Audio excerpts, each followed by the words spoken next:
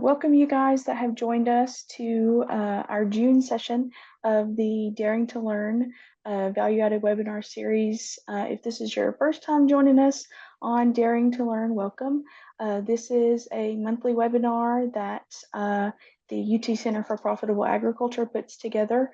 We started this last summer, and our speaker today is Miss Eryn Bell with the UT Center of Farm Management. So she's going to be talking today about creating a business plan and just some general housekeeping things before we go very far.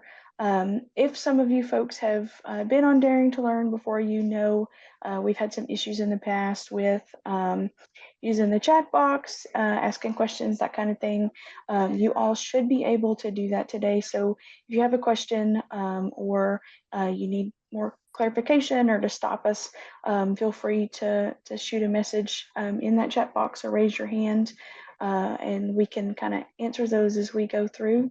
And also for our folks who are from Tennessee, if you're seeking the Tennessee Ag Enhancement Program educational credit, there will be a survey at the end of this session with the QR code.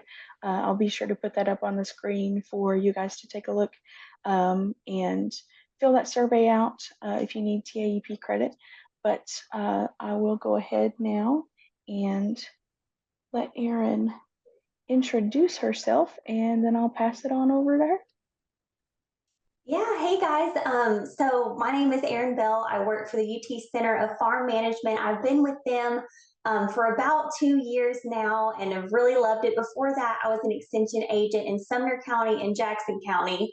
And I'll be super impressed if anyone knows where Gainesboro, Tennessee is. That's where I was an extension agent for about 5 years, a little town near Cookeville, but I absolutely loved it. And we work very closely with CPA, so we're so excited to be on here today and get to be a part of this.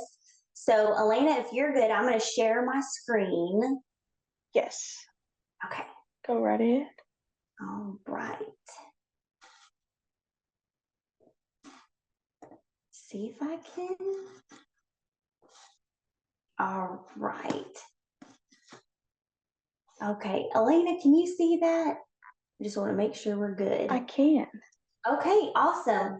Well, today I'm going to be going over how to write a business plan. This is a huge topic that I know both CPA and Center of Farm Management, who I'm with, we get a lot of questions on this because it can be very daunting. It can be very overwhelming at times trying to figure out how to sit down and really write one. So I kind of teach how I learn. So you'll see as we go through this, I love steps. I love things to be laid out in a way that I can just kind of go through the bullet points and get it finished. So I did share this presentation with Elena, so I'm sure she will share it with you. That way y'all can kind of go back and take a look at it yourself so you can follow those steps. But I'm also a very visual person. So anytime I'm teaching some kind of business topic, I try to apply it to something that we can all visualize. So I had a grandfather who sailed all over the world, so I've seen a lot of sailing maps. And when I was really looking at a business plan, it really reminded me of something that's called waypoints in sailing. And those are little destinations you make sure you reach, and they help you get to that final destination. So they're almost like bumpers. They kind of keep you on track. And in a lot of ways, that's what a business plan is. A lot of people have the misconception that, it's just to get a loan.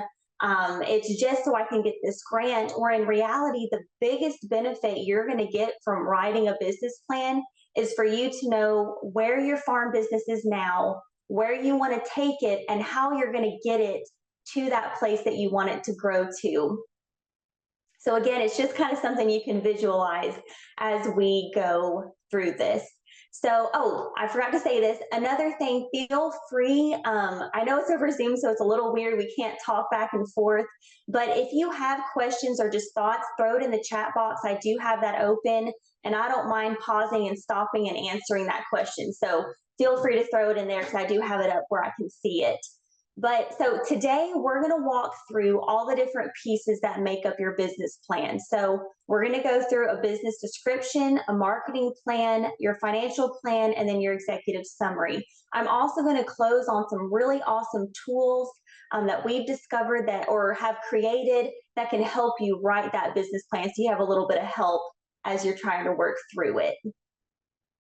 So, what is a business plan? So, in its entirety, it defines and summarizes how resources and financing are going to be used to reach your financial, marketing, and operational goals. So, again, kind of another misconception with business plans is that it's all about the finances, and that is not the case at all.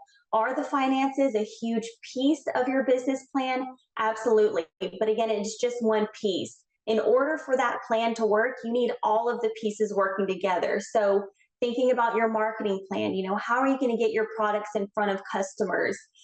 Thinking about your management strategy. If it's just a farm family doing it, who is doing what on the farm? If you hire people on, what are their responsibilities?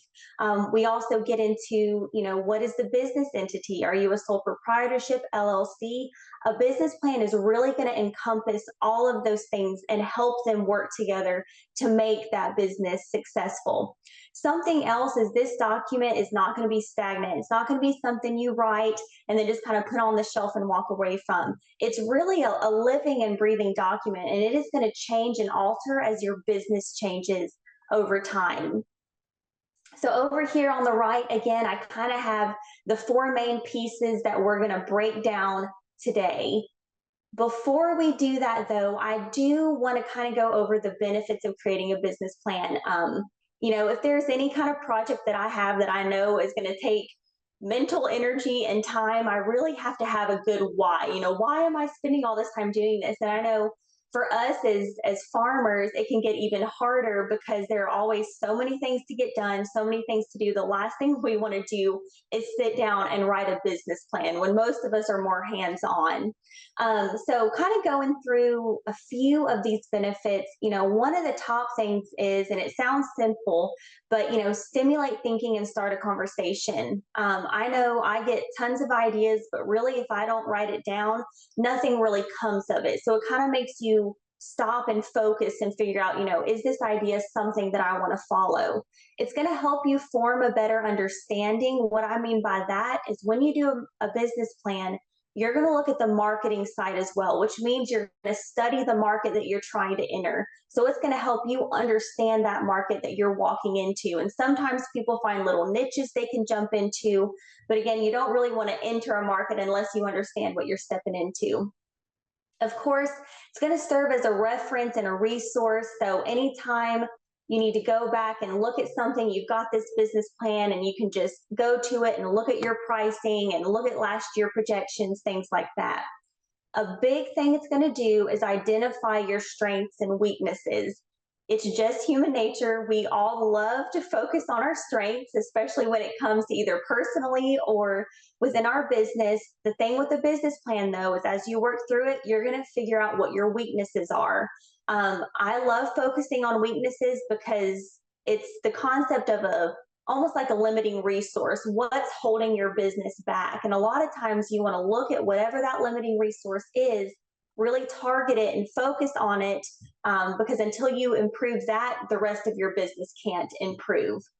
I touched on this earlier, but it provides benchmarks, those little goals that you can set and you can kind of analyze as you reach those goals and alter your plan as you need to. It's going to provide a structure for decision making and testing ideas.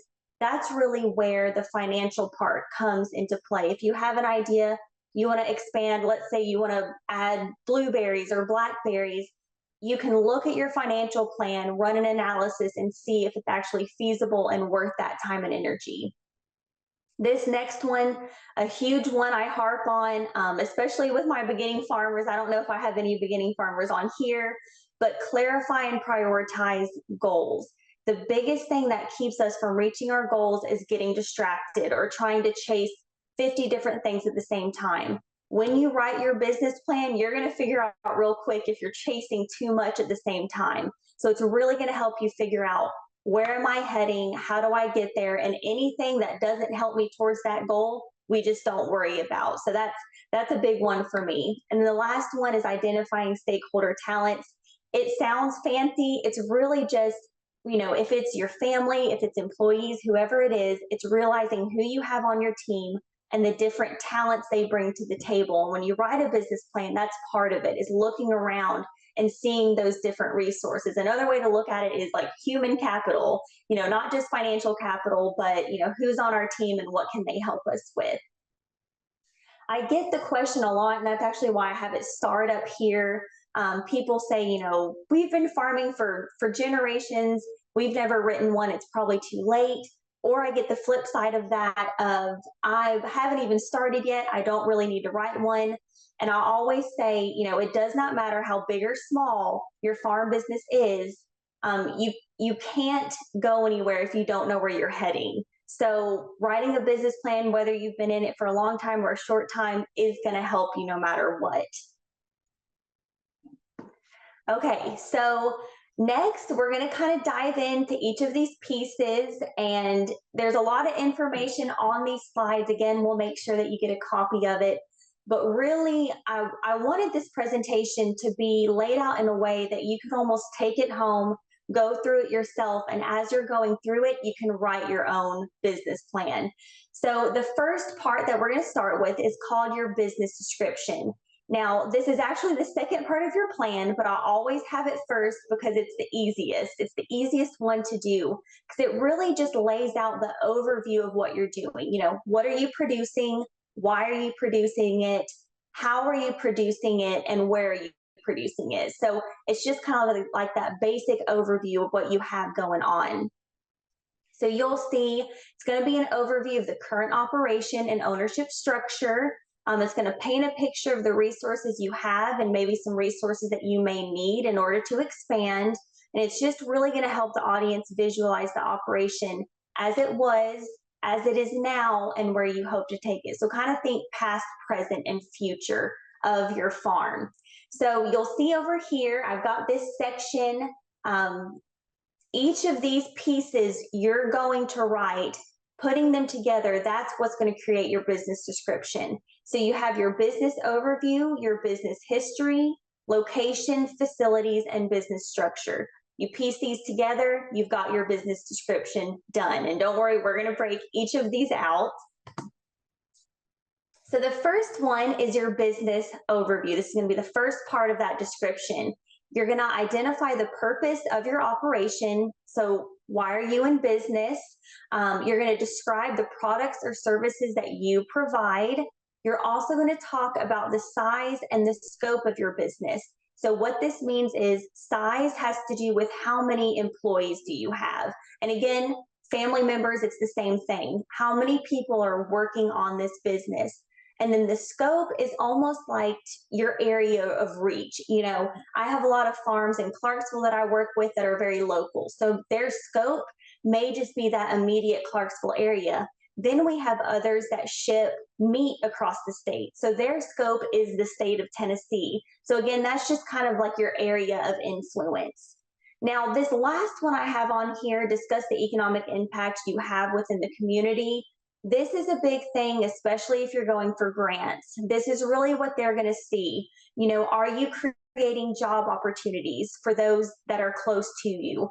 Are you maybe providing a product that people couldn't get unless you were literally right there? So just talking about how your business improves the overall health of the community that you're involved in. And again, that is a big one for grants. So make sure to include that in there. Next part of your description is going to be your business history. Now, again, I work a lot with business, with beginning farm businesses. So this part can throw them off sometimes, but just realize that this piece, it's going to be long or short depending on how long you've been in business for. So what this does is you're going to share an overview of who has owned and managed the operation and for how long.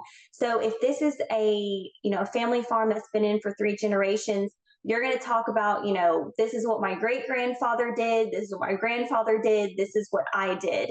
And during those kind of different time frames or generations, you're going to talk about what was grown on the farm during that time. And a good example of this I work really close to the farm in Portland, and I guess it was two generations, and it was a dairy operation. Then it was dairy and tobacco, and now it's pumpkins, strawberries, blueberries, and cut flowers. So over, the time span of the couple that's on it now, it's changed drastically. And you're going to kind of talk about those changes over time.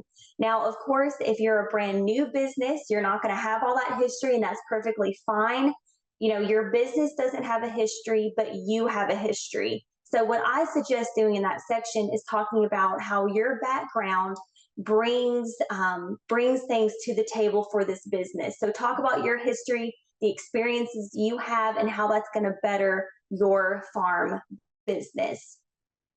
So again, with the business history part, main thing is, talk about how the business has changed over time, who has owned it over those years, and where you are right now. Okay, so this next one is a fairly big one. It's location. So with this, we have some people that sell directly off the farm. So in that case, what you're going to do is you're going to describe the physical location of your farm. You're going to talk about the pros and cons of your location from a consumer's viewpoint. So are you easy to get to? Are you close to a highway? Do you have good signage? Are they able to access you easily? Now, on the other side of that, yes, you have your farm location, but then let's say you sell products in all of these different stores or maybe different farmers markets. You're going to do the same thing you did for your farm for those other locations. So you'll list out, let's say you do 2 grocery stores in the town next over, farmers market in a different town. You're going to talk about the pros and cons of those locations from a consumer's viewpoint. So again, just really explaining how people get a hold of your product and where they can find them. A few other examples, a lot of people do pickup sites now. Online orders is a big thing too, CSAs. You'll describe all of those in here. Now, a big piece that people forget, so of course, we've been talking about how it's all from the consumer's viewpoint. On the other side of that, though, as farmers, we have inputs, we have supplies that we need, and sometimes they're not always easy to get a hold of. So another section of this location piece is going to be you discussing how easily it is for you to source your inputs in the location that you're at. Sometimes for some of us, especially with, now this year's been fantastic, but past years with drought has been pretty rough, and getting a hold of hay, I know for us on this farm, was a lot more difficult than usual. So just thinking through those things and how easily you can get those supplies that you need. Okay, so another piece of this, again, we're still talking about your business description, are going to be your facilities. So now you're basically just talking about all the different facilities you have on your farm, or if you have a brick and mortar in town, you'll talk about that facility as well. So with this, you're going to give an overview of your land, how much acreage do you have, how many acres is in what, you might be livestock and crop split, just however you have it, any buildings you have on your farm. And I know with dairy operations, structures are a big thing, so you'll go through and list all those out. Any equipment that you may have will go on here as well. I typically don't worry about the smaller equipment. I'm looking at things, tractor and attachments and above, that bigger equipment that you have. With each of these things, you're going to want to make sure to talk about the size of the building, the land, or the equipment, the type, and the quality and condition. We stress talking about the quality and condition more so because it helps you realize, I'm probably going to have to replace this piece of equipment in this many years, and that then is put into the financial plan. So again, each of these pieces kind of work together, but do make sure you describe that piece of equipment or a structure that may need improvements in the near future. Something else you're going to do here is you're going to discuss any additional equipment or infrastructure needs you may have to reach a certain goal. So if you're at the point where I need, this type of equipment, or I need this structure in order for us to keep moving forward as a farm, you're going to put that in this part. This is kind of where that investment conversation begins, is under facilities. Something else is you're going to include all permits and licenses utilized to meet state and local regulations. So if your buildings have specific permits or licenses that it has in order to operate, make sure you list those out here. And then again, like I said, any expansion plans you'll include in this section. Okay, so this is one of my favorites. So business structure, again, still in the description part. The next piece is you're going to talk about the legal structure of your business. So are you a sole proprietorship? Are you a partnership, corporation, LLC? Nonprofits have become more popular lately. So what does your business operate under? And it's funny, there have been several talks that I've given where I just kind of ask, who knows what their entity structure is? And sometimes people don't know because they've never thought about it. They just do a Schedule F and that's it. So actually, and we'll see if this works, if you can throw it in the chat box, but what different entities do you all operate under? And if you don't know, put I don't know, just because that kind of helps me. But we'll see if we can get this webinar chat working.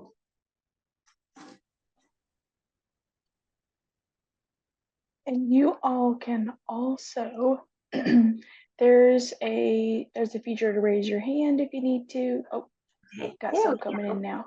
Yes. So sole proprietorship, LLC. Does anyone have anything else? So I always like to tell people, especially when I see that groups don't quite know, they do a Schedule F. So what the IRS does when you put in that Schedule F, it's automatically going to deem you as a sole proprietorship or a general partnership, depending on if you file with your spouse. So no matter what, you are something according, to the IRS. But of course, if you're an LLC, that's something that you have done separately. So I'm glad to see we have a couple of different types already in here. But so with that, again, you're going to tell them what your legal structure is. If there's more, than one owner, you're going to make sure to show how the business is split.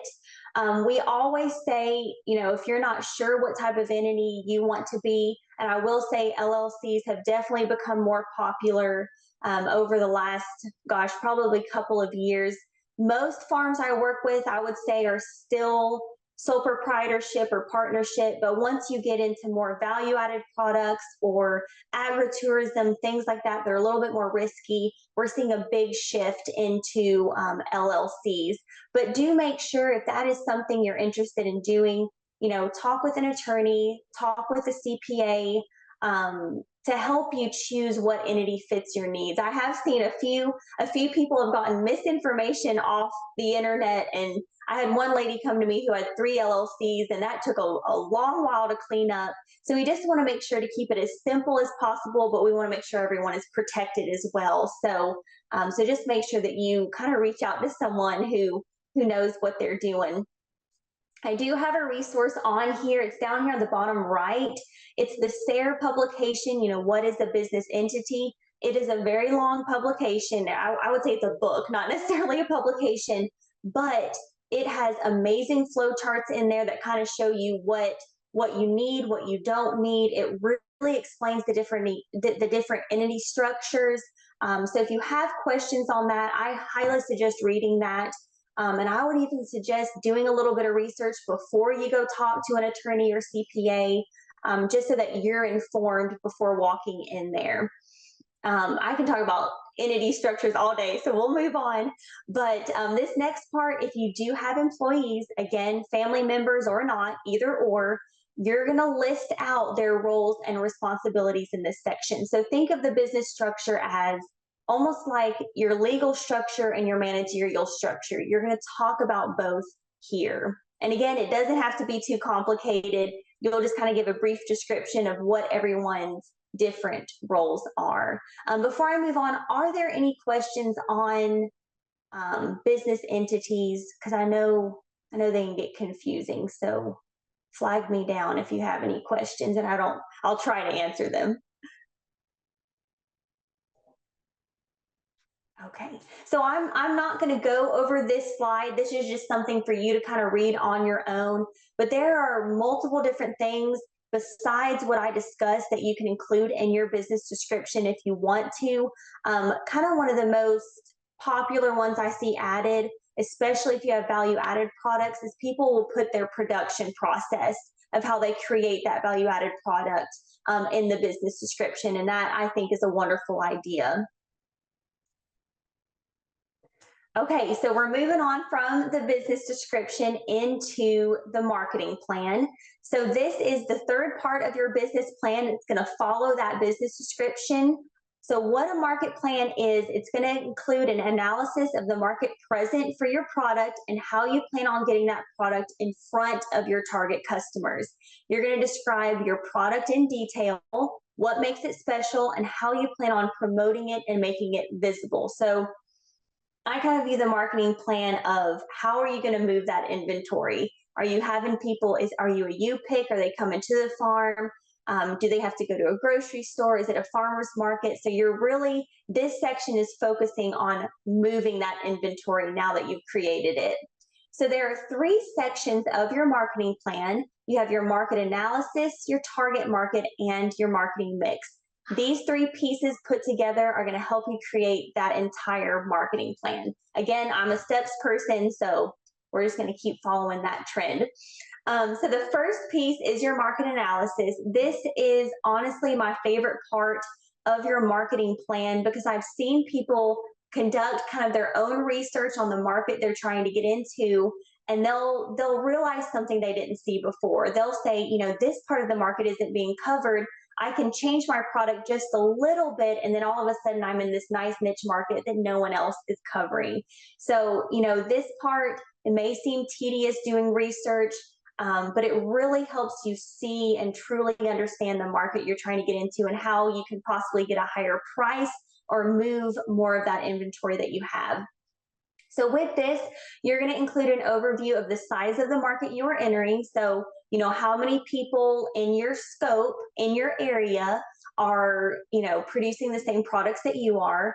You're going to look at trends within that market. You know, that could be seasonal, that could be promotional. You know, you think about trends within the market, you know, the cattle industry, it's been a little wild the last few years, but, you know, typically there's a seasonal price fluctuation with that. So this analysis will help you see those trends. You'll also look at competition. Now, I've spoken with people before, they get all wiggy when they have to start researching their competition because they're, you know, it makes them uncomfortable to look at other farms and look at what they're doing. But really, you'll find a lot of times, especially in the ag industry, you're not really competing with the farm down the road. Most of the time, especially you'll see this at farmers market, the more of you that can come together at a farmers market, the more customers end up showing up. So a lot of times competition in the ag industry, it's not really your competition. You'll end up helping each other out. So with this, kind of some questions that you'll answer with this study is you'll figure out how your business is going to fit into the market, what needs of consumers are maybe not being met, what parts of the market are up for grabs, and what is popular on the market right now. So I've got listed up here just a few ways that you can do research and find information about your product. You know, of course, there's census data, and I know CPA and CFM, we both use that quite a bit. There's research publications from different universities you can look at, association data. If, you know, for example, I'm trying to think of a big association in Tennessee, you know, our Honeybee Association, they have data on products and on other farms that you can look at. Observations for me is a big one. If you can go and see other farms that are similar to you and just observe what they do, again, not because you're trying to compete with them, just you're trying to see how they run things, that is really one of the best ways you can understand the market that you're stepping into. So when it does come to competition, let's say you have a farm that's very, very close and they're in the exact same market as you are, in your business plan, you are going to get fairly detailed, at least as much as you can, about that operation because you will want to distinguish how you're different and how you're getting customers just like they are. So again, the market analysis, it's a big part of it. it can seem a bit tedious, but it's really going to help you understand not only your product better, but more ways that you can move inventory and enter that market as well. Okay, so the next piece of your business plan is going to be your target market. So with this, you're basically identifying your target customers for the products or services that you provide. So with this, you're really figuring out, what are the different demographics that I'm serving, and how can I tailor my marketing strategies and my product to serve that audience a little bit more.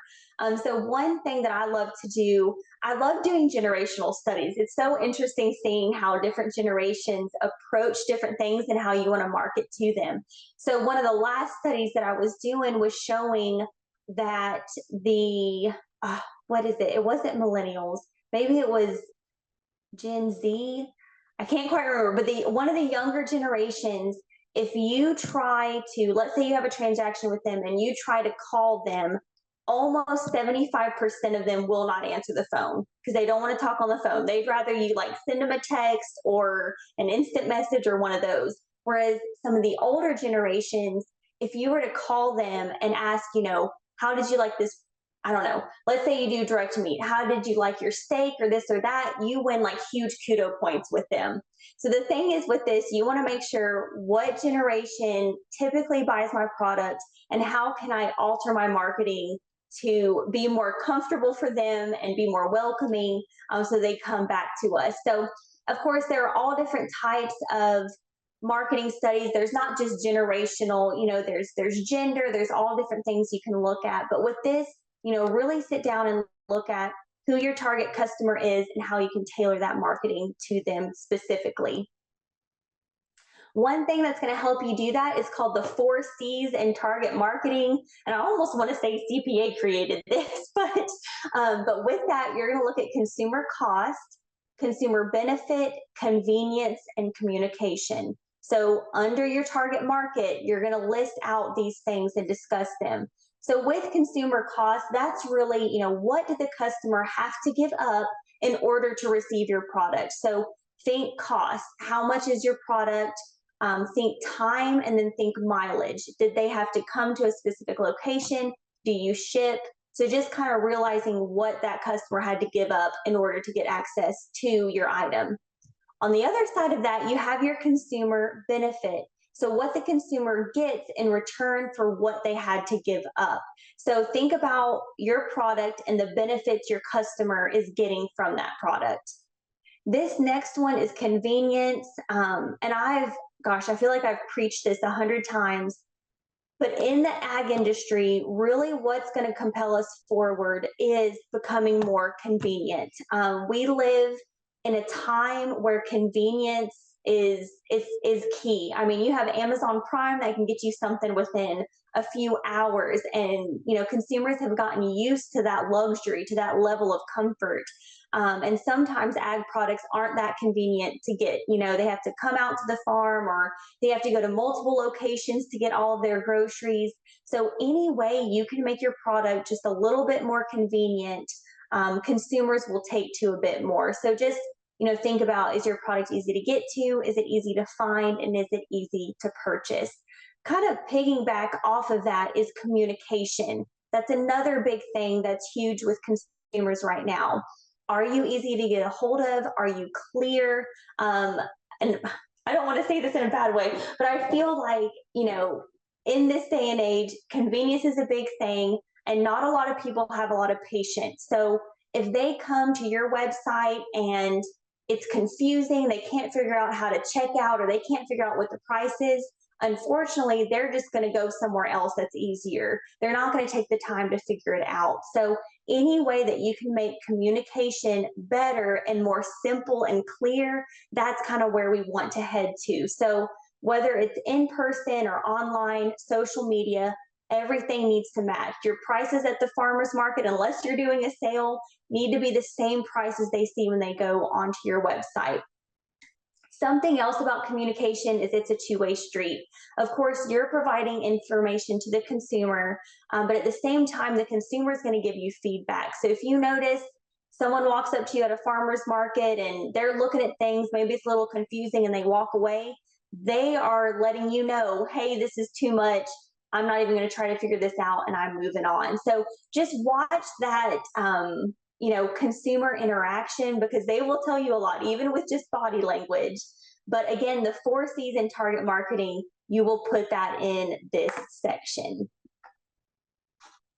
The last one is your marketing mix. We call it the 4 P's of marketing. Now, with this, it's going to be a little bit repetitive, but you'll find throughout the business plan that it's just part of it. You're going to repeat things a few times, hopefully not too many times, but you are going to see things a couple of times. So the first part of the marketing mix is you're going to talk about your product. So you're going to clearly define your product or service that you offer. And it doesn't matter how many products you have, you're going to list them all out here. Another thing you're going to do, especially if you're maybe heavy in competition, you have a lot of competition, you're going to make sure to show the difference between your products and competitors' products in this section. The next one is price.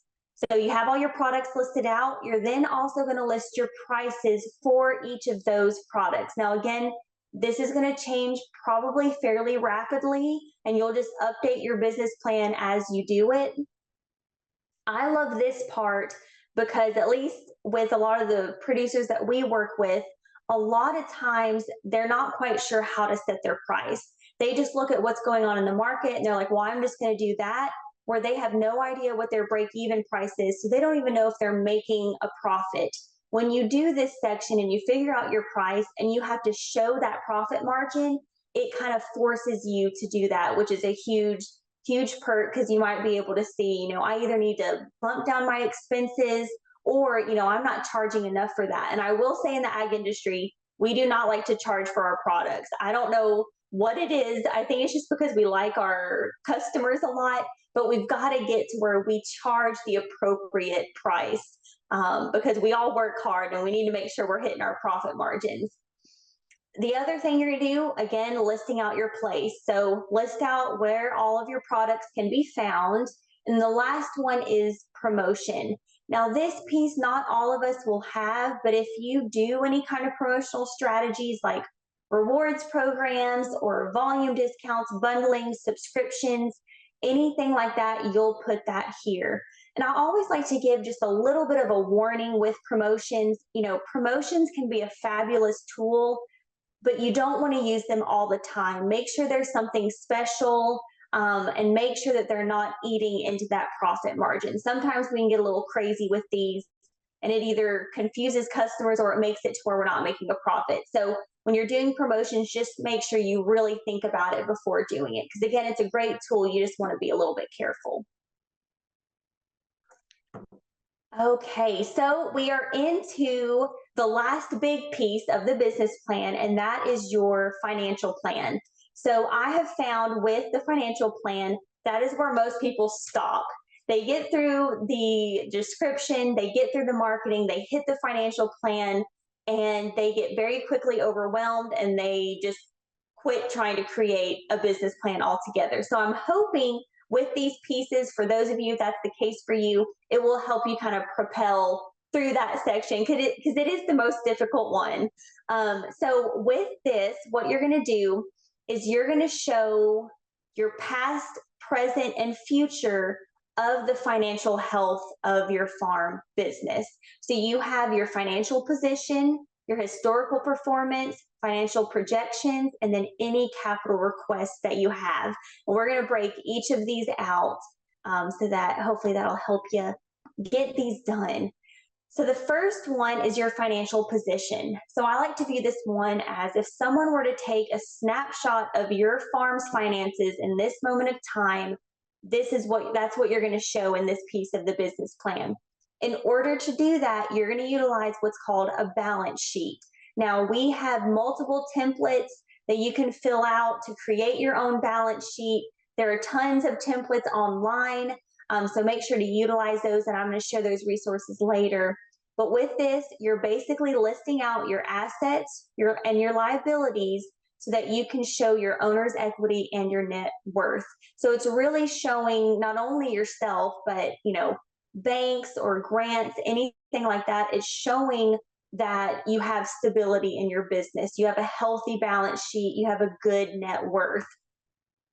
With this, it evaluates the ability of your operation to meet future obligations or handle a little bit of risk. So if you're thinking of expanding, and let's say you're going to a bank to get a loan to do that, they're really going to look at this balance sheet to say, it's a little bit risky expanding, but can they handle that risk? And that's where the balance sheet comes into play. So again, can you make those new investments? So make sure with your financial position, again, it's just this current moment in time, and you're going to utilize a balance sheet. And we have templates for that that aren't hard at all to fill out. So you can have a balance sheet done in a matter of 30 minutes. It's really not bad. The next piece, so you showed present. The next piece in your financial plan is showing your historical performance. So how has the farm done in the past over the years? So, some farms go back decades. We're not going to worry about putting that in the business plan. Typically, we say you want to show your historical performance for the last 3 to 5 years. Of course, if you're a new farm and you don't have any, then this section, you wouldn't have anything in here. But even if you just have a year under your belt, make sure to put that year in here because it's going to be really important. So with this, you're going to show the measure of production and financial performance and how it's changed over time. So things you're going to show is you're going to show your production levels. So it's not just about finances. You're also going to show, let's say you've expanded from a herd of 50 to 100. You're going to show that production level has increased. You're also going to show if you have a yield that you can give, how that yield has hopefully increased over time, your quantity produced, and your profitability. So in order to show this historical performance, you're going to use what's called an income statement. That is basically your profit or loss from farming. It's like your year-end review. Now, if you have a really good record-keeping system and you can go back and have QuickBooks or Quicken give you that income statement for the past 3 years, that's great. If you don't have that record-keeping system in place, that is fine. I typically suggest using your Schedule F. Now, a Schedule F is not always perfectly representative of how you've done in the past because of depreciation and other things that are in there, but it at least gives you something to put in there if you don't have those records. So again, you're going to use an income statement for this. And if you don't have that or you can't create one, I would use your Schedule F for that. Okay, now the last piece, or I guess not the last, almost the last piece of your financial plan is going to be your financial projections. This is the one that stumps everybody because not everyone knows how to do this. So this is typically considered the most important part of your financial section. What it does is it's going to describe where your business is headed financially for the next 3 to 5 years. So we showed them where we are now. We talked about where we've been. So now we're showing them where we're headed. And that can be kind of hard to do if you don't know how to do it. So typically for this, you're going to utilize what's called a cash flow statement. Now, I will say most of the time when people are needing to do this, unless they have maybe a financial person on staff that can do this for them, that is a lot of what we do on the managed team is we help people create budgets and create those financial projections. So if you get to this part and you're like, I have no idea how to do this, make sure to call one of us. We're across the state of Tennessee and we can absolutely help you do that. Of course, there are cash flow statement templates online, but again, there's a lot that goes into creating those projections because you want them to be as accurate as possible. So again, you're going to utilize a cash flow statement and hopefully you're going to show how your projected income in the future will exceed any expenses you have, especially if you're trying to expand your operation and an investment is needed, whether it's from a bank, a grant, or personal. You want to make sure that return on investment is met at a decent time. A lot of times if you're looking at something and it's going to take 10 years to see a return on that investment, that may hinder you from making that move. Whereas if you can do an analysis and say, I put 100 grand into this, I'm going to make that up and start having a return within 2 years, that's fantastic. So again, doing a return on investment, analysis in this part is important as well. So again, don't feel bad if this part you look at and you're like, well, I don't even know where to start with this. A lot of times people rely on financial advisors or us on the managed team to create the projections on this. So the last part, and honestly the easiest part of your financial plan, is going to be your financial request. So this is, and again, not all business plans are going to have this, but if you are needing investments, grants, loans, anything like that, you're going to fill out this section.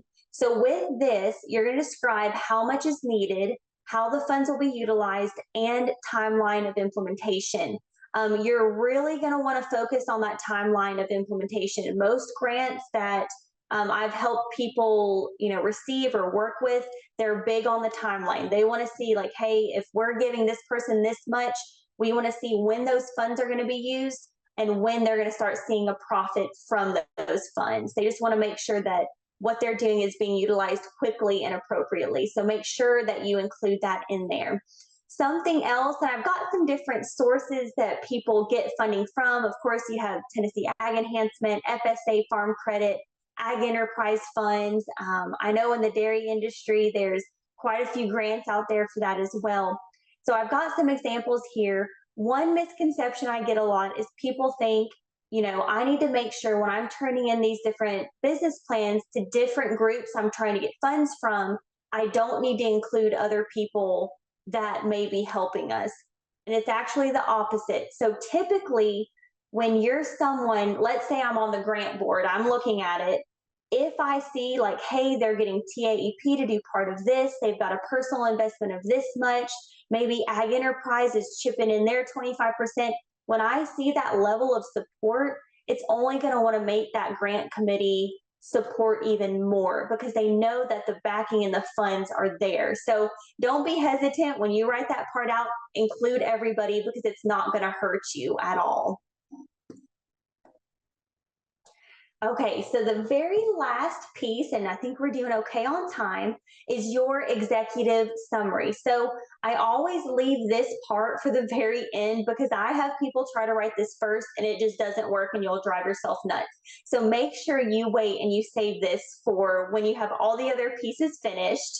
So what all an executive summary is it's typically a 1, maybe 2-page summary of your business plan. It's that short, quick overview that you can hand someone or go to. So I don't know if y'all watch Shark Tank. I love Shark Tank, but I like to view it as your 5 minutes pitching your business to this group. And that's really how I like to view it. So I do have listed out here the main things you 100% want to make sure are in your executive summary. So your name, location, ownership structure, describing your products or services, a very concise mission statement. You're going to talk about the operation and how customer needs are being met. You will discuss your goals and plans for the next 3 to 5 years and then end on capital request. I will say this piece, I really don't like to see it 1 page is perfect, 2 pages okay, but keep it as short as possible. So, a lot of times, especially at a bank, the first thing they're going to look at is your executive summary. And if they're not impressed with the first couple of pages, they're probably not going to read the other 20 pages that you might have in there. So just make sure that it's very concise, it's very to the point, and that it gets their attention because that's what's going to help them read the rest of it. So again, I won't go over this slide necessarily, but here are just some other things you include in your business plan if you want to. I love seeing when people put a record keeping system in their plan, just because record keeping is something we all struggle with as farms. So if you can show that, hey, I'm keeping up with these things and I have appropriate records, it's a great thing to do. Another big thing, business transition planning. If you're at the point where maybe the next generation is about to set up and take over, you'll want to put that plan in there for people to see. I do encourage, if you have lease agreements, to stick that in your business plan as well, if anything, just to help you keep up with it. But again, this is just something that you can look at on your own, but really anything that helps your audience understand your business more, it's something that I would put in your business plan. So real quick, I won't spend too much time on it because I know I'm about out of time. I do want to go over some really awesome resources that'll help you actually write your business plan. My absolute favorite, I use it personally for our farm, and I use it with, gosh, probably other 20 other farms right now, is Ag Plan. So Ag Plan is a free online resource where it has a template that you go through and you fill out for your business plan. It's really wonderful. You can share it with other people. So a lot of farms that I work with, they'll create an ag plan. They'll add me as a reviewer so I can hop in there and add budgets, add those financial projections we were talking about, and just kind of help them edit and clean up their business plan. And I think I mentioned that it's free, but I want to make sure I mention that again. And I've got the link right here, but it is really a fantastic resource. So this is kind of what the landing page looks like. All you need is an email and password. What's great about this is they're not going to ask you for, your email address and your phone number and where you live. None of that. You just simply sign in. You don't have to share a lot of personal information. So I did kind of want to show you what the page looks like when you log in, but you can create as many business plans as you want. You'll see here there's a reviewers tab, so you can add whoever you want to be a part of working on that business plan with you. So here I've got just kind of showing where you can add a reviewer, and you can either let them comment only or they can comment and edit. So you have a little bit of restrictions there. Something else great that Ag Plan has is it has all of these different plan types. Now, all of these are going to get you the same result, as in the templates are the same, but they're tailored to what type of ag industry you're in, and it helps you write a better plan. So if you have, a basic commodity, you would choose that one. Let's say you have more value-added products, you would hit that plan. Agritourism is something they recently added, which is a wonderful one. So again, they just take their templates and they'll change their examples and their tips throughout the template as you're filling it out to help match these needs. So real quick, I want to show you. So this is what it looks like when you start writing your plan. You'll hopefully recognize some of these things, but executive summary, capital request, and you fill out each of these sections. You'll notice here on the bottom, though, they have tips, resources, and samples.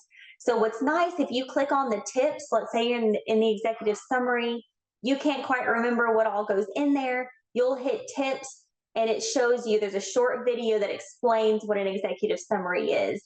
One of my favorite parts, if you go kind of past this area, you can hit samples, and it will actually give you samples of basic executive summaries. And they have that for every single part of the business plan.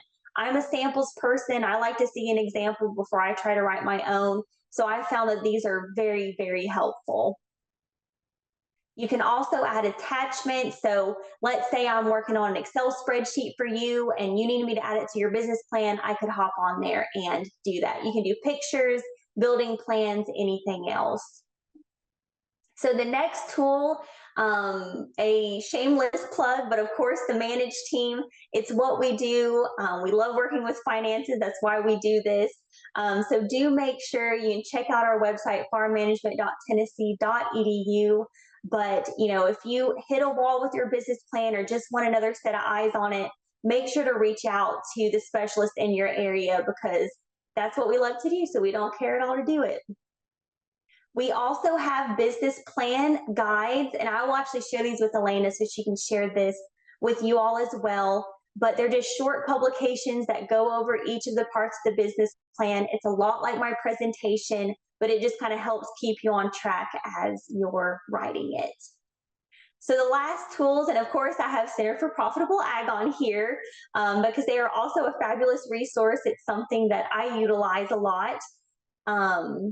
And then the very last thing, Elena, I was going to say, and actually that might be, make sure when you have your business plan that you have two versions. I call it your in-depth version. That's your personal version, and then a turn-in version. They are different because there are certain things you don't want everyone to see, like a bank or a grant, something like that. So make sure you have those two separate versions, the one for yourself and then the one for whoever you're turning it into. But with that, I think I hit time. Yeah, you did. And we've got time for some questions as well. If anybody had any more, feel free to kind of drop those in the chat box. And I will go ahead and pull up our evaluation form. Oop, wrong screen. Well, no, that's right. Can you see the QR code, Eryn? Yes, no, it looks good. Okay, awesome. Um, Thank you for that presentation. That was awesome. And like she said, I'll get those slides out to you guys once we wrap up today. And this recording will also go out on YouTube, so you'll be able to watch again later. And I mentioned this kind of in the beginning of the video, but looks like we had some folks come on afterwards. So if any of you are needing Tennessee Ag Enhancement Program educational credit, that's what this evaluation form is for.